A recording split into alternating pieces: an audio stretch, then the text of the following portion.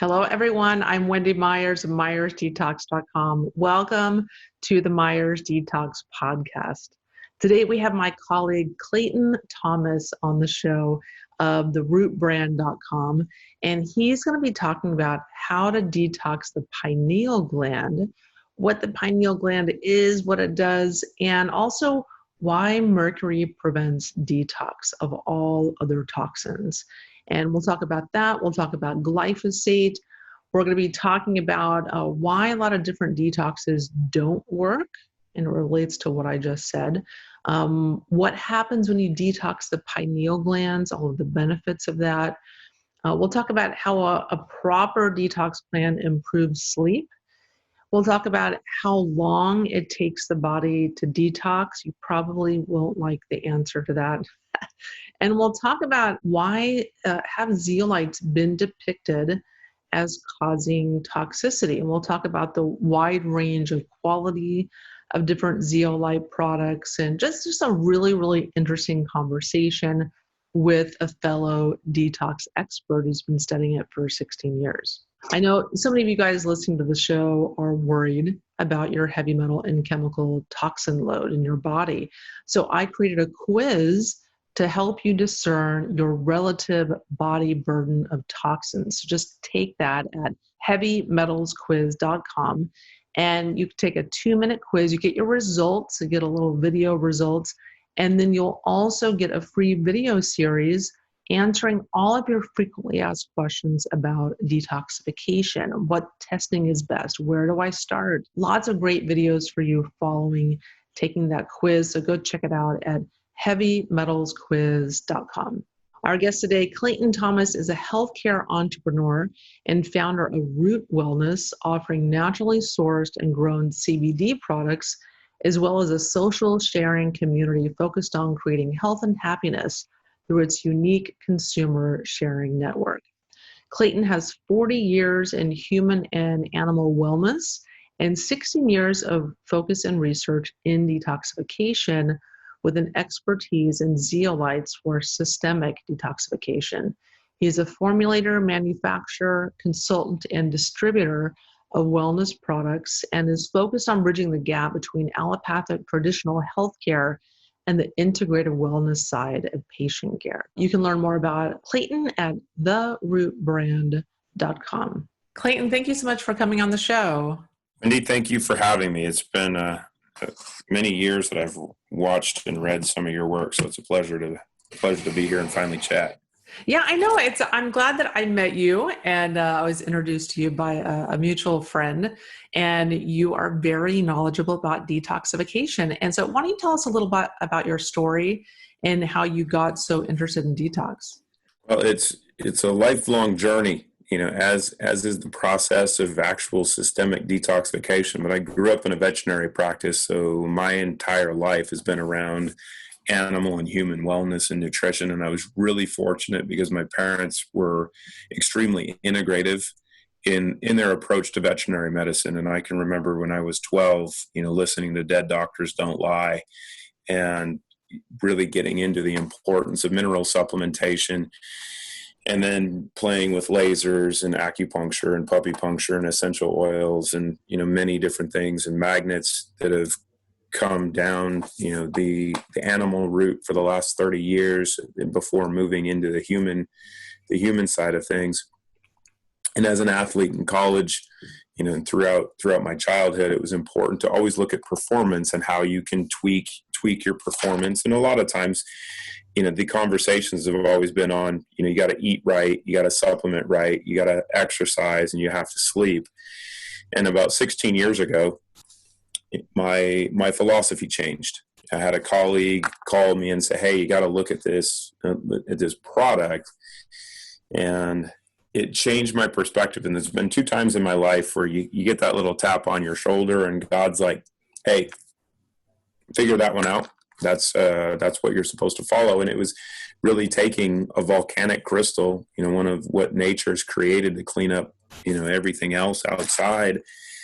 And it changed my perspective of true health, when it comes to dealing with the environment we live in today and, what we what we're born into and where we live, wellness is no longer about addition, right? It's not about supplementation. It's not about your diet. It's all focused on what you can remove, right? That's the foundation. If we're building a house, you have to have that as a foundation, because we basically are a cesspool, right? And if you have a pool that you love to go to and someone poos in the pool, well, everyone gets out of the pool. You empty the pool, you sanitize the pool, you clean the pool, you fill the pool back up with water, you put in new salt and maybe a couple chemicals to make the pool clean again, and then everyone can enjoy the pool. Well, we don't see ourselves as a pool, even though we're 70% saltwater and we're a cesspool. I mean, we're loaded with pollutants from conception going forward, but instead of actually working to clean out the pool, we just try to throw in more chemicals. They could be natural chemicals, it could be more salt, it could be, what have you. And, over the last 16 years or so, it's been a matter of studying and drawing correlations between different issues and figuring out what the best mechanisms and most effective pathways are to allow the body to do what it's supposed to do, right? But also support that process because of mercury and glyphosate and a bunch of the other heavy metals, but primarily mercury. Mercury shuts off our ability to do what we're made to do. We can't methylate. We can't produce glutathione. It destroys every organ system of the body differently in every person. So you look at it and you try to use some reason in life. You go, okay, why don't we just remove the cause? Because if you can address the cause, you don't have to deal with symptoms. And it's the inverse of everything that we're taught. But that's been the history and the approach now. Yeah, let's explore that a little more, because I think this is something that people haven't heard before, that mercury destroys your body's ability to produce glutathione and to methylate, and that inhibits your ability to detox other heavy metals. This is a concept Dr. Klinghardt has talked about, and it's really problematic because mercury it's everywhere. It's in the air, food, and water. It's in our fish. There's just a lot of different sources, and it's so insidious. Can you expand on that a little bit more? Dietrich is one that I've used as a resource for a long time. Dr. Klinghardt's, he's the man. And when I first started in my journey, like 16 years ago, because I lived in the Seattle area, and he invited me to come speak at one of his conferences, and we got to chat before, and it was, the initial concept of what, my mission and my purpose is now. But when we sat down, he's like, look, if what you're talking about is true, this is the most advanced chelator we've ever seen. But when you look at mercury, right, it's the worst neurotoxin known to man, right? And it's one of those things that there's so much history, that's right in front of our eyes that people see, yet they don't understand. It's like the Mad Hatter in Alice in Wonderland. People are like, oh yeah, the Mad Hatter's crazy, which he is. But that story was created for a purpose, because back in 1500s and so, the hatters that made felt hats used mercury to cure the felt, and they went crazy because of it, because of the fumes from the mercury and it being neurotoxic. They went nuts, and they had hair like me. And you have to understand, and you actually have to do some research into this to really comprehend the true detrimental nature of this one toxin, right? That it is the worst neurotoxin known to man. You can't argue with it. And and it's used in so many different aspects of our lives. And it's one of those forever chemicals. It doesn't have a half-life. It doesn't go away. Once it's in the environment, it's like when we used to play with thermometers, and you break a thermometer and you'd hold the mercury in your hand and you go, oh, this is really cool. And then after a little bit, it's not there anymore. It didn't evaporate. It's in you.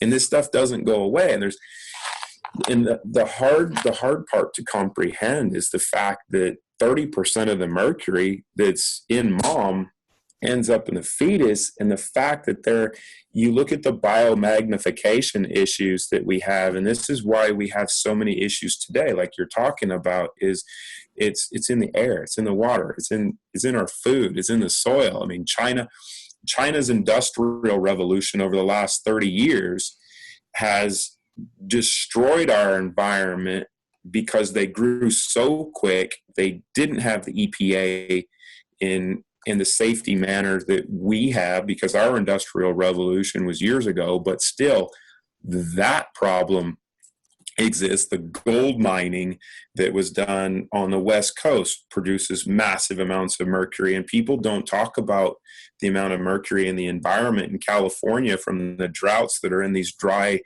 riverbeds and creek beds from all the mining. And when they do get water, it flushes all new mercury into the water supply and goes and poisons even more people. So you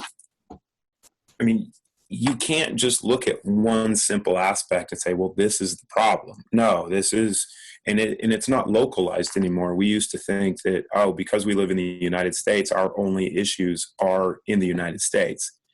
And it's not true. I do a lot of work with my group in Norway, and Norway, they think they're Norwegian, they're Scandinavian, they have beautiful fjords and mountains, and they're protected. Their environment is even more polluted because of all the jet stream that comes over with the clouds from China, and the mountains actually cause those clouds to dump mercury into their lakes. And what they think is a pristine environment is actually more polluted than most places on the planet. So it's one of those things that you can't just say, it's this issue, and we've only got it in our fish, or maybe we have it in our water supply. It's everywhere. And we can look at the addiction process. We can look at different aspects of mental health today. And for some reason, you can trace these things back maternally, right? And you go, well, why is that? It's all environmental toxicology. It's what's in mom goes down the line, and it just continues. And then you have the biomagnification aspects of what's in the environment, what's injected into our kids today. Why are our kids more screwed up than any point in history? It's because they're a compilation of everything that's been put into us, and then we're putting more stuff into them from breast milk and food and water and air and soil and anything else that they're exposed to. And understanding that mercury isn't just neurotoxic. It disrupts every system of your body, but it does it differently in every person. And that's the wicked nature that with the work that you do, of trying to explain to people, look, you have one cause. The etiology is all the same. The symptomology is going to manifest differently in every person because of how these things affect different aspects of your body.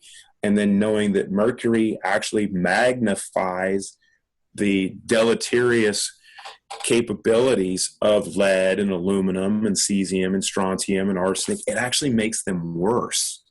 And because of this evil nature of this metal, it shuts off. It being there, which is there from conception, inhibits our ability to get it out, right? You hear so much about, glutathione is the master detoxifying antioxidant and the body produces it and it's so crucial. It's like, actually, no, the one thing that is worse knows how to turn that off, and it just destroys, it shuts off your methylation process, shuts off reproduction. You can go down the list. So we could talk for hours and hours and hours on each aspect of it, but it's the one thing people have to understand. This is the deal. This is the problem. You can throw glyphosate and everything else, but mercury it's it.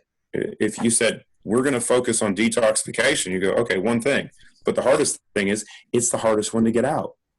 Mm-hmm. So that's... Yeah, and you're not going to do, I love your rant too. And you're not going to do a 3-month detox and get the mercury out. This is a lifestyle. Can you talk about how detox is a lifestyle? It's not just something you're doing once, 1 or 2 months out of the year. And it's not a liver cleanse, it's not a kidney cleanse, it's not a GI cleanse. And because of the effects of mercury, this is not something that you can do quickly. As you know, clinically, and I'm not a practitioner, and my dad banned me from being a doctor. And if you try to remove mercury too quickly, you can kill someone. Or if you do it wrong, you can kill them, or you're really going to screw someone up because of like amalgam fillings. And for the work I've done for the last 16 years, I still have my amalgam fillings in to prove a point to people that if you do things right, you can still manage it, because you have the risk of doing it wrong. And if you have your amalgams removed improperly, you're in for a world of hurt that you never imagined. And you can have someone normal and the next day they're cuckoo. And they go, well, what happened? It's like, I just went to the dentist. There's your sign. But the process, just like you touched on, if theoretically we were able to clean out everything we had in our system, which not capable. And if you did, it is a process to do it, because you can't do it quickly. Your body will go into shock and you couldn't function, and it might just kill you. And if you're able to do that over time, then your exposure daily is going to continue. Like you said, the water you drink, the food you eat, the air you breathe, the car you drive in, the planes you fly in, the soil you play in. If you don't, you should. You need to get dirty and you need to be grounded. But all of these things are continually exposing us to more chemicals and toxins and pollutants. So, and what I've found over my last 16 years is the more you do to clean yourself up, the more environmentally sensitive you become, which means it becomes even more important to continue doing that, because once you're clean, you actually become more aware of how polluted the environment is. And then your body's telling you, no, you're not stopping. This is one thing that we keep doing. And as we talk about from a foundational perspective, it's the most important thing you can do for your health, because if you don't do it, these heavy metals will block binding sites. They'll screw up every aspect of your body. So if you're looking at it from a budget standpoint, make a choice. What do you want to do? Do you want to remove all the bad stuff and then try to eat as well as possible if you don't have the money to spend a lot on supplements? Because the argument over the last 40 years from the medical establishment has been supplements don't work, right? It's true, but their argument is wrong. It's not that supplements don't work. It's that you don't work. You can't use what you're putting in. Yeah, people can't absorb it. They can't absorb the supplements. Yeah, you can't use it. Yeah. You can't assimilate. You can't methylate. You can't assimilate. So, well, where do you start? You got to get stuff out first. Yeah, I love that point. That is such a good point about the research, the nutrition research out there. I love that. That's so key, because I find that in clinical practice that I've had for 2 years, like in the past, give someone supplements, the magnesium and the zinc and all the stuff that they need, and their mineral levels aren't going up. They can't absorb this stuff. There's so many things working against our gut, including heavy metals. But now I use much different practices and a lot of different tools to facilitate absorption. But the metals throw a huge wrench in metabolism of all different kinds. Well, and now we're also faced with the glyphosate issue. Mm-hmm. of 45 years of exposure, and how that's finally really showing the evil nature of what this chemical is and what it can do. And you see on TV all the time about the issues with cancer. That's the tip of the iceberg. I mean, the methylene resistance issues that we have, that glyphosate creates antibiotic resistance in plants. It basically gives them AIDS. So the pathogens in the soil kill the weeds. The glyphosate doesn't kill it. Nature kills it. It just makes it weak. So that same process, you have this water soluble chemical that's everywhere. You can't get rid of it, and it destroys the microbiome. It destroys our ability to create neurotransmitters. It creates antibiotic resistance.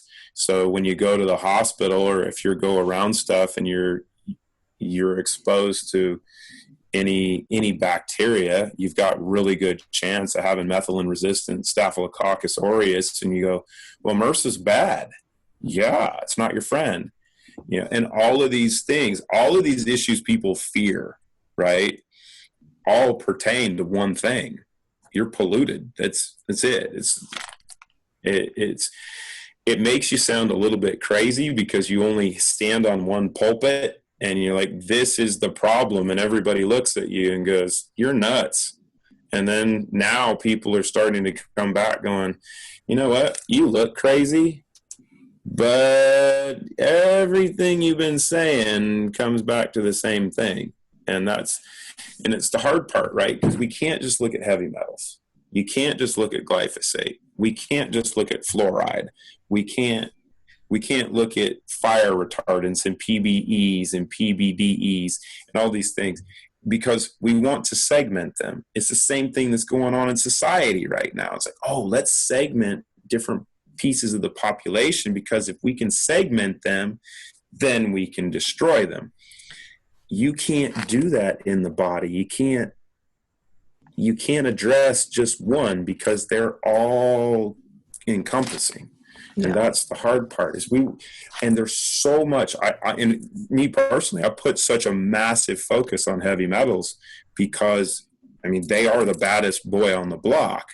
But now we have glyphosate and how it interacts with mercury and some of the other metals, and how it destroys things and allows the metals to get even worse. And then when you look at blocking binding sites and such, you just chat with people, and it's the hard part for me because, for the last 16 years or so, I've worked with so many families with kids that have been deemed autistic, and people that have been through the ringer themselves. So like for the last 10 years, 15 years, 20 years, I've been trying to get well, and I've done X, Y, and Z, and I take all these things, like you said, and they're like, I'm still not well, because you're not addressing the cause.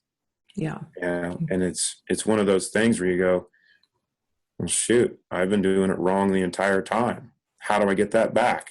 It's like, you don't, but you get to start now and do it right. And I think that's what's really important, and finding the right messenger. Like for you, the work that you do, you find a good practitioner that actually knows what's going on, or you find people that have the right perspectives, that have some of the knowledge and have the experience, that can share with someone and say, look, you know what? It's not that you've been lied to. You just haven't been educated enough to get to the root of the problem, because not everyone knows about this. Like you talked about with Dr. Klinghardt, the industry thinks that guy's absolutely nuts because he's their biggest threat, because for the last 30 plus years, he's been going over, it's metals, it's bacteria, it's this. And they go, no, that's not it. That's not it. And when you look at that, you go, one of the things that got me initially was looking at some of the data from the Environmental Working Group and from the World Health Organization. Granted, the World Health Organization in 1974 was not the World Health Organization that it is now, so we won't argue that. That's a whole different conversation. But the World Health Organization published data in 1974 that they knew at the time that about 85 to 90% of all chronic degenerative diseases were caused by environmental toxins, metals and such. So you look at that data and you go, okay, if I'm pharma and I want to make money, do I treat the cause? No, because they knew the data. They're like, okay, mercury does this, and this. And arsenic does this. And fluoride, well, if we put it in the water and we put it in your mouth, it does this, and this. And you say, if we know all of these things cause all of this symptomology that can be diagnosed as X, Y, Z, ABC, everything else, and we also know that you can prescribe based on those symptoms, you can get these drugs, but because of the nature of these metals, they're going to cause additional symptomology over time, so we can prescribe more drugs for those and make another diagnosis, and you have customers for life. And you go, wow, that sounds like healthcare. Yeah. But if you have the ability to look at that and go, okay, what if we figure out how to get this stuff out? Then you don't have to worry about symptoms, because the body is made to heal. It's made to be amazing. We're this amazing, energetic, spiritual being that's made to heal, right? You just have to give it the ability to do it. And that's really the key. Yeah, we have to get the roadblocks out of the way. There's just too many things interfering. And like you said, Yep. every different metabolic function in the body, people don't realize diabetes, that's just toxins. It's not because you're eating too many carbs, and that doesn't help, but that's part of it. But people don't realize, like even Dr. Joe Pizzorno, founder of Bastyr University, says diabetes is the number one cause, environmental toxins. Yeah. And so, and it's funny because one of my collaborating research partners, she's a Dr. Dori Narbo. She's a PhD. She's in Norway now, but she's a stem cell research specialist. And it was funny talking with her initially because she's a stem cell super freak. And she told me, she's like, yeah, we won't. She oversees one of the largest clinics in Dallas, and then the largest clinic in Panama, where all the celebrities go down and get their IVs. And she told me, she's like, yeah, we won't do IV therapy, or we won't do stem cell therapy on autistic kids because they're loaded with mercury. And mercury inhibits stem cell production, and you're just wasting your money by injecting stem cells into someone loaded with mercury. And I started laughing at her. I'm like, Doc, you understand that every one of your patients is loaded with mercury. It's like, you're saying you can't do it in these kids, yet all the adults that you're charging $25,000, $50,000 to come down and do these IVs for, they're probably more polluted than the kids. And you're telling them, hey, this is good. And she's like, oh, that makes sense. So she being a researcher, started to look at a bunch of meta-analysis, 300,000 live studies of patients looking at the big five: diabetes, cardiovascular disease, COPD, obesity. What's one of the other ones? All the big ones. hypertension As well. Yeah. All of it. Not just diabetes. Every single issue: cancer, autism, Alzheimer's, Parkinson's, ALS, MS. You get on the list, but the big five, it's all heavy metals. Yeah. It's all published. I've got a 200-page compendium that she did to start. That's all clinical studies. It's like, okay, COPD, here's how metals affect it. Diabetes, here's how metals affect it. Cardiovascular disease, here's how it's affected. The thing is if you look at the data, you can't argue, right? There's no way to say, well, you can't draw a correlation between the two. Actually, it's exhaustive. No, you can't argue. It's exhaustive. The research is exhaustive. I mean, there's just thousands and thousands and thousands of studies that show this. Yep. And sometimes thousands of studies on one subject. Yeah. That's the really sick part. Is you go, let's look at obesity. There's only 1,800 studies on it. That draw metals. And that's just looking at metals. You start throwing in glyphosate, you start throwing in other stuff, it just opens up the world of chaos. You open up Pandora's box, and you just want to close it and go, I need a break. Yeah, and let's talk about the pineal gland. This is something that we haven't talked about on the show before. Yeah, so tell us, what does the pineal gland do for anyone that's not aware of? And then we'll talk about how to detox it. And what are some of the symptoms if your pineal gland is calcified? And what is that? So the pineal gland is the light center of the brain. It's this really little gland that sits at the base of your brain, and it's known as the light center. So it's the location that melatonin is produced. But it's also known as the spiritual center of the brain. So where light comes in and light goes out. And depending upon your philosophy, that a goal of people that would want to make sure that a population stays a little docile, you wouldn't want them to come to the light or see the light. And that's what your pineal gland is. And research done, I think back in probably the 20s, 30s, and 40s, they figured out that fluoride was really good at calcifying that little gland. And if it was calcified, then it doesn't work very well. And so that light center, doesn't function as well.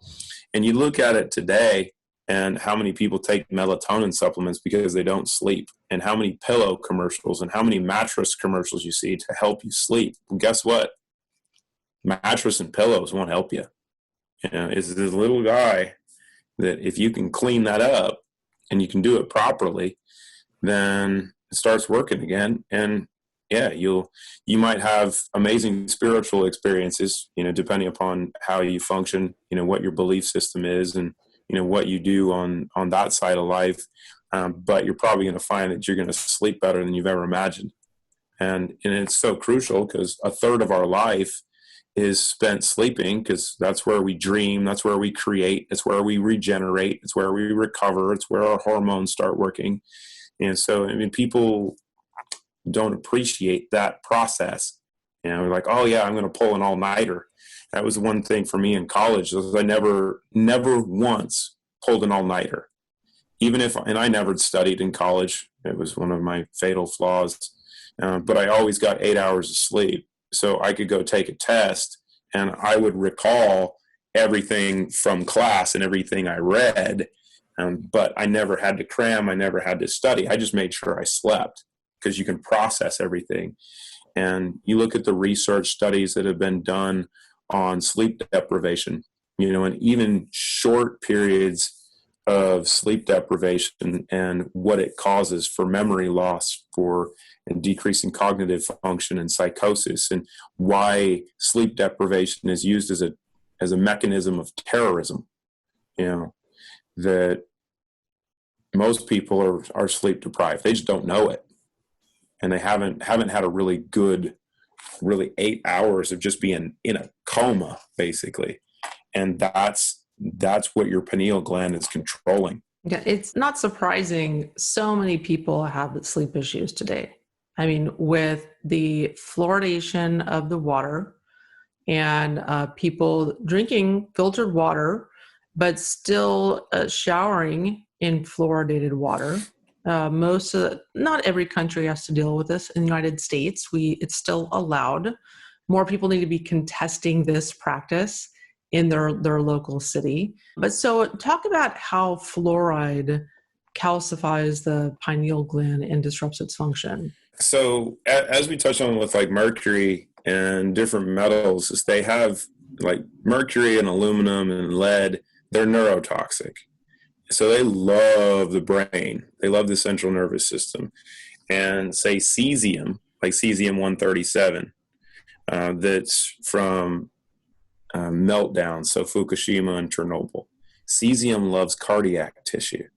Strontium and lead love bone, right? So they're stored in bone. Fluoride loves the pineal gland. So if you get fluoride in your system, whether it's from mom or, when we were kids and we're washing our mouths, and it's some of those things that you look at, you go back and you go, why did they do that when we were in kindergarten? It's like, they wanted to turn the lights out. And the process of getting this stuff in your system just, makes your light center a little crusty and incapable of working the way it's capable of. Yeah, I like that analogy. Makes your light center crusty. I love that. And so how do we detox the pineal gland? So what is that, or fluoride? What does that process look like? And it gets into my journey. So it's taken some research, but Clinoptilolite, which is a natural occurring volcanic crystal. And if you like crystals, people know quartz and they know rose quartz as being really awesome energetically and spiritually. And we know crystals are very unique because they're an energy storage medium. A lot of research for using crystals now instead of, for semiconductors and such. But quartz is actually part of this zeolite class of minerals that are volcanic minerals that are created from volcanic ash and some lava mixing in lake beds or in seas and form these different crystals and clays. So bentonite, which people are familiar with, is in that class as well. But to understand the mechanism is really important. Volcanoes are the largest natural source of emission of heavy metals and toxic gases in the environment. So at the same point, and in nature, we know in homeopathy, like cures like. So the same process that nature is using to create all of these toxins in the environment, that when the earth was being, we can say, created, however you want to argue it was done, the process to terraform the planet created a lot of volcanic eruptions. Well, in that same process, the emission of all those toxic gases and metals would have made life unsupportable. But that same process created this group of crystals and clays and minerals that have the ability to bind all of this stuff. So like cures like, nature provides. The important part for us throughout history has been figuring out what nature has provided and how we use it. And my last 16 years has been focused on working with Clinoptilolite, which is really the most unique of the class and has been proven to be the most effective to work as a molecular sieve, this amazing honeycomb structure that's naturally negatively charged that just attracts and binds all the bad guys. It's actually been proven to be the most effective mechanism for binding glyphosate. And glyphosate wasn't even around when these crystals were being formed. So you go, there's some intelligence there. And the problem with Clinoptilolite is it's a natural rock. It's a crystal that has been used for millennia in its solid form, in a powdered form. But all of the literature that's been published shows that this crystal has these amazing properties, but it's not permeable. It's not bioavailable. And if we could make it bioavailable, if we could get it to cross the gastrointestinal wall and you can make it small enough to work across cellular membranes, we could change healthcare. That's what we've done. And that's been my last 16 years. In the last 5.5 years, I got to give a shout out to John Sally, because John's the one who caused this, basketball player, that's all. And he put me together with this amazing, my pegacorn behind me. But coming together with someone that's a PhD, PsyD, EDD, that's been in biotech, that's, comes from a background of creating molecules, with Alexion, Biogen, IDEC, Pfizer, Johnson & Johnson, UCB, that has a background in nanotechnology and bioscience engineering, from Harvard, just for fun, because that's what women do. Guys, we just go, oh, I'm going to stick with my box. Women go, I'm going to solve this problem and I'm going to create some stuff. And being able to take the best of biotech and the best of science and the best of nature and go, okay, how do we combine these things to create something that can take what nature created to make it bioavailable? And that's where we are now. And that's the only way you can do it, because you have to get here. And our traditional mechanisms for detoxification can't do it. Well, some of them can do it, but they can't do it safely, and they can't do it passively. And when it comes to systemic detoxification, if we're talking brain to toes, then it's a matter of doing it slowly. It's a matter of doing it passively and systemically and safely. I think I said that, and slowly. So and the only way you would find that is in nature. That's what's so unique and so special, is you sit here and you go, okay, nature provides. Whether you say God did it or nature did it, it's all the same. It's all, and energetically, it's like, here it is.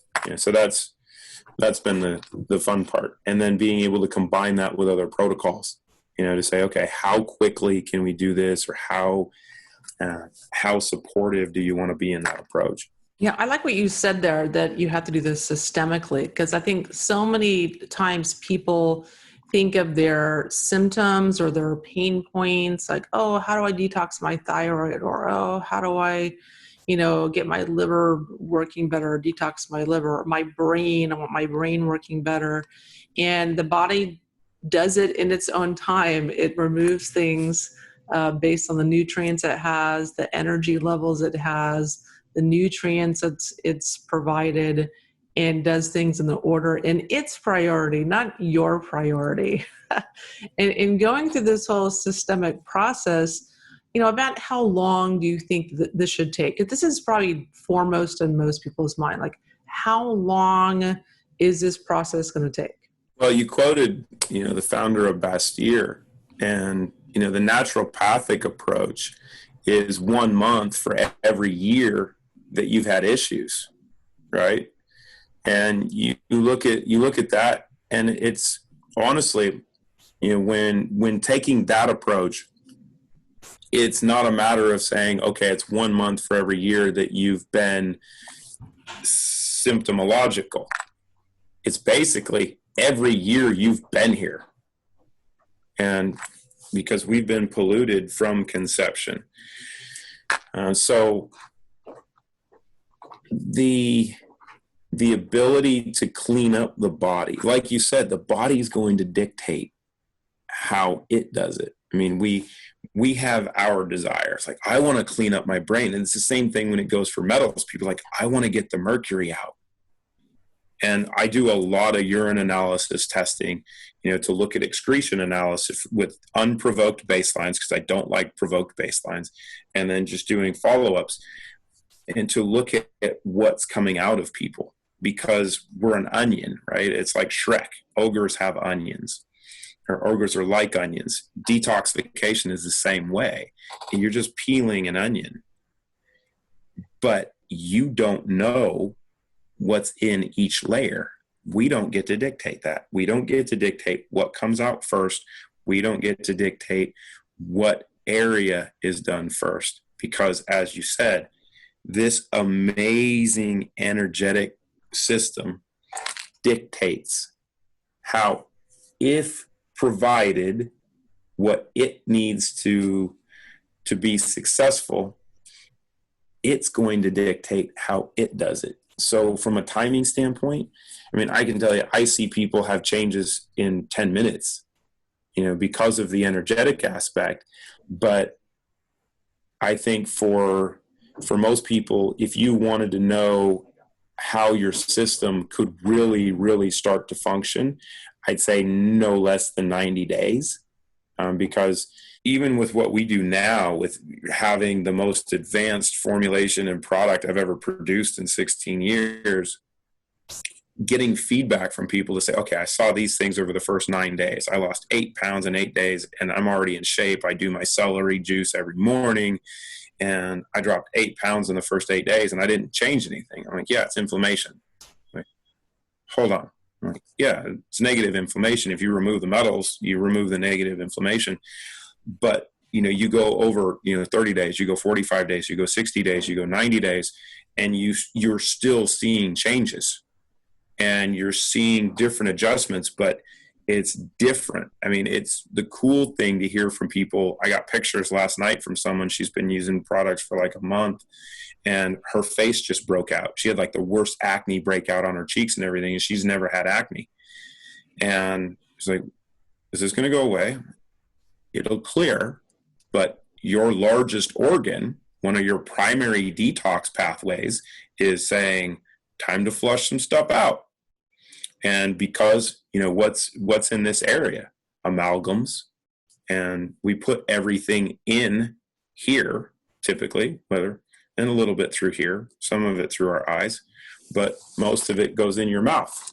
So it's stored in tissue. Some of this stuff is stored in tissue in your mouth. You've got metals and toxins in your gums and your cheeks. So your body can do some really interesting stuff when it's capable. So you see different stuff. So it's really difficult to give someone an exact time frame, because, like you mentioned, if I have someone that's actually listening to me and they said, okay, how long should I do this? My answer is womb to tomb. That's best, because if you have the ability to detoxify your baby while it's in you, because you're polluting it, you're feeding it, but you're also polluting it.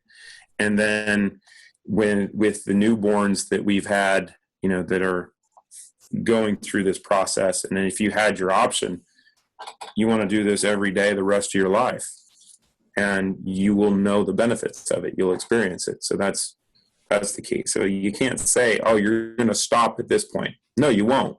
If you do it right, you won't stop. Yeah, I like that answer from womb to tomb. I think that's really accurate. That's how long you need to detox. It's a daily process because, even if you kind of clean up all of your tissues and your brain and your fat, you are exposed every day to more toxins. And especially China, there's no scrubbers on any of the industry there. All that garbage comes over to us. I mean, we're very global in many ways, including toxins. Well, and so, it's one of the benefits of this COVID crisis, because we got a couple of days of a reprieve from manufacturing, and we saw what happened globally looking at Google Maps, and the clouds and everything, they went away, and they could see the sky in China for the first time in decades.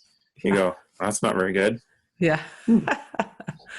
Yeah. And so you have an approach called the root approach. I love that. So what makes your root approach different? So root was founded on our simple philosophy. You got to cure the cause. And the mechanism, and granted, and I'll make this clear because it's my great joy to work with amazing practitioners like you. There isn't one thing to say, okay, this is the cure-all. There's no panacea, right? But there are mechanisms that all do what they do really, really well, and they can be stacked. It's a lot like making nootropics, right? You don't want to take nutrients, you want to stack them properly. But I actually have a bottle here, so I'll do the shameless plug. So we've created this little guy, Clean Slate, that is the final iteration of the zeolite side of taking Clinoptilolite and being able to break it apart, clean out that cage structure, because you don't want all the metals and toxins that are naturally stored in it in the environment. That's why a lot of the powders aren't the ideal thing to be ingesting. And we have a process that can make those fragments, you can say, really, really small enough to permeate cellular membranes, and they're water soluble. So if you look at the water soluble membranes across your body, you go pretty much everything. And so you can go detoxify from the head to the toes. And it's amazing in what it does on its own. But then when it's combined, with the additional aspects that good practitioners know how to use, it helps to lay that foundation, and then it allows everything else to kick in. And then the second approach that we had was looking at cognitive function, because people are stressed out, they're unhappy. And as we've touched on, neurotransmitters aren't produced when you're toxic, whether it's glyphosate or metals, their neurotransmitters aren't produced when you're stressed. And so we created a formula that uses all natural ingredients, but we use the kind of the biotech approach to it, of using the highest quality ingredients. It took 3 years to develop, to make sure that you're using the right amounts of the right ingredients, that they're stacked together, that have the right catalysts, which you don't hear in nutritional supplements. They just put everything together and say, this is amazing. But you have 5 actives and 2 catalysts. And when they're combined and they hit your gut, because that's where neurotransmitters are produced, it goes click. And in 10 to 15 minutes, you got dopamine and serotonin going to your brain the natural way, on demand. So that's been the focus for me, is, body and brain. And then, I work with a ton of great practitioners, and it allows them to be more effective, because once you start that process, then you can start layering, or as you're talking about, the importance of supplementation, saying, okay, great. What do we add now once you've got things being removed? Because that's the foundation of it all. Yeah. And, there's, like you mentioned, there's not one panacea, but for when it comes to detoxification, but there are a lot of products that work very well for the majority of people. And the zeolites, like you mentioned, are one of them. And so, and then also within every category of supplements, there are bad products and there are high quality products. So people can't just, I've seen things on the internet like, oh, zeolites, they have aluminum in them, or they have this or whatnot. But it's there's a whole, and to avoid them, the recommendation is to avoid them because they have metals in them, but that isn't entirely true. Can you talk a little bit about that issue that a lot of zeolites have, but not all of them have? Yeah, it was. I think it was 2015 that Mike Adams did an article on clinoptilolite powders retoxifying and not detoxifying. Mm-hmm. It was funny because as soon as he posted that article, I think it was 5 minutes within the article being posted, my phone blew up, and I had called Mike and said, "We need to have a conversation. And I want to be open to the industry," and it speaks to that because you have a natural occurring mineral that is a molecular sieve. It binds metals and binds toxins and viral particles and bacteria and mold spores and, biotoxins from bacteria like Lyme. It does this naturally in the environment. So if you just grind up a powder and you're like, hey, this is great, you can ingest it because it binds stuff, you get into the issues of not putting yourself in a position to be successful, right? But what makes Clinoptilolite unique is do you have the risk of releasing some metals that are stored in it by using a powder? Yeah. But if I'm defending the market, this crystal is really unique because it works on a cationic exchange process that the heavier metals are tightly bound. They don't come out. But, so aluminum, we'll use aluminum because that's the one most commonly talked about with clinoptilolite, because clinoptilolite is a sodium aluminosilicate. You have this aluminum backbone, which came from the volcanoes, that's tightly bound with sodium ions. So it's in the human body and in nature, it's fairly solid and stable. And it takes 400 degrees and a lot of acid and a lot of time to denature that, and it's not an issue that takes place in the body, right? It's the same thing with the conversation people have about vitamin C and sodium benzoate, right? As you hear some of the crazies talk about, if you mix sodium benzoate and vitamin C together, it can create benzene in the body. Well, if you heat it up to 425 degrees for a couple hours and you add massive amounts of vitamin C with sodium benzoate, yes, you can create benzene. If you heat up the human body to 425 degrees, you're ash. Yeah. You don't have to worry. So it's a matter of understanding the science, because people are like, wait a minute, hydrogen is highly unstable and flammable. Yet you drink water. And it's 2 parts hydrogen and 1 part oxygen. What are you going to do? And it's a matter of understanding the chemistry. It's like, look, there's stability in nature, right? And what we've figured out the process on how to do is how to clean out the cage structure, which is crucial, because if you're to take a powder and it's already loaded with some stuff, well, you're inhibiting the cages from binding more. It might not redistribute, but it can't bind as much.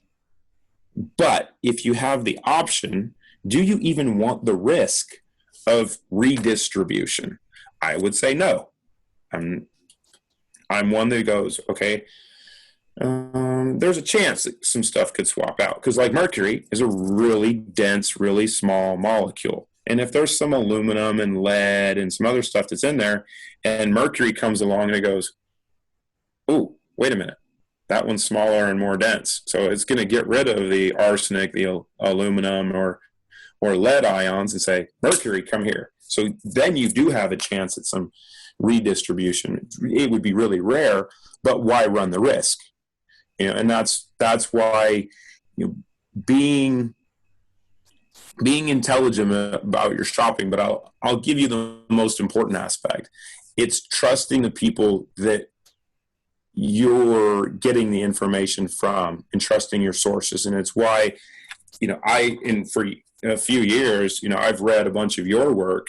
And if you have really good practitioners that you work with, then you have a trusted source that can provide some stuff to you. And I think that's even more important than the rest of it. Yeah, well, tell us about your site and where everyone listening can to get your product and learn more about it. So you can go to therootbrands.com. So therootbrands.com. You can research the products, you can buy the products online and from a trusted source, which is the nice part. We created the model to be able to share, and you can only get a code from someone that's involved, whether it's a practitioner or a friend or family member that's joined the community. And so go to therootbrands.com, and I think with this interview we'll post a code on there that everyone can get access. Yeah, and so we'll have that posted for you guys. If you go on myersdetox.com and search for Clayton Thomas, you'll find that link in our podcast notes. So Clayton, thanks so much for coming on the show and tell us, is there anything that you've left out of this conversation or anything that you want to close with and tell the listeners? Listen to Dr. Myers. Yeah. She knows what she's talking about. Trust your source. She's amazing. So yeah, that's what I can leave you with. I mean, listen to what everything you continue to tell people to do. Do that. Yeah. Well, thank you so much. Yeah, I'm very passionate about what I'm doing, just like you, because for me, when I was dealing with my health issues and I hit upon metals and chemicals and environmental toxins, I was like, this is it. This is the cause of all of this stuff. And I can't shout it from the rooftops loud enough. So Clayton, thanks for coming on and joining the conversation with us and just reinforcing the message that toxins are the root cause. I love the name of your company. So everyone, thanks for tuning in to the Myers Detox podcast. I'm Wendy Myers of myersdetox.com. You guys can check out this podcast on iTunes and also the video versions on myersdetox.com or on my YouTube channel, youtube.com/Wendy Myers. Thanks for tuning in. I'll talk to you guys very soon. The Myers Detox Podcast is created and hosted by Wendy Myers. This podcast is for information purposes only. Statements and views expressed on this podcast are not medical advice. This podcast, including Wendy Myers and the producers, disclaim responsibility for any possible adverse effects from the use of information contained herein. Opinions of guests are their own, and this podcast does not endorse or accept responsibility for statements made by guests. This podcast does not make any representations or warranties about guests' qualifications or credibility. Individuals on this podcast may have direct or indirect financial interest in products or services referred to herein. If you think you have a medical problem, consult a licensed physician.